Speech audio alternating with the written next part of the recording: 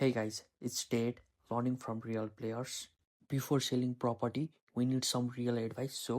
त्यही त 2 दिनमा एउटा घर बेच्नुहुन्छ भनेर उहाँले चाहिँ मान्छे चाहिँ कसरी भेटाउँछ? सबै बाहिरबाट कन्ट्याक्ट हजुर? सबै बाहिरबाट कन्ट्याक्ट हुन्छ नि टिकटकमा हाल्ने के टिकटकमा हाल्ने उयो गर्ने त्यसबाट हो? त्यसैबाट सिधै कन्ट्याक्टमा आउने आज हामी हाम्रो मेन्टरहरूसँग बस्यौँ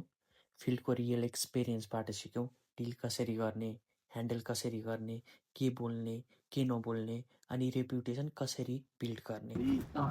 लाल पूर्जा नेपाल भन्ने मान्छेलाई नक्सा कहाँ कसरी झिक्ने थाहा नभएको तिम्रो जस्तै केटाहरूले सुरु गरेको नक्सा झिक्न मेरो अफिसमा आयो सुन्नु है के भन्नु थाहा छ भाइ यहाँ नाति कहाँ हो भन्नु तिमीहरू कलिला केटा छन् है अनि बाबु कहाँ के अनि भन्नु बाबु हामीले एसएसओ अफिस खोलेको एसएसओमा हामीले यसरी काम सुरु गरेको थाहा छैन होला तपाईँले बुढो पाएको मान्छे सिकाइदिनु पऱ्यो भनेर के सिकाउनु होइन सम्पर्कमा घर आइहाल्छ ऊ बेच्ने ग्राहक उनीहरू आइहाल्छ किन्ने ग्राहक सक्यो यसो गर न भने अनि सबैको गर्नुलाई ठिक छ यहाँ मेरो गर्नु ल हुन्छ आउन भनेको 2-3 कति पास पनि ल्यायो त्यसले त्यसपछि हामी कस्टमरसँग साइट भिजिटमा गयौँ बिल्डिङहरू देखाउँदै डिटेल एक्सप्लेन गर्दै बजेट के छ निड के छ पहिला त बुझ्यौँ हाम्रो फोकस सिम्पल थियो क्लियर इन्फर्मेसन अनि right match but sadly deal close गर्न सकेनौँ right now it's learning phase for us overall good experience भयो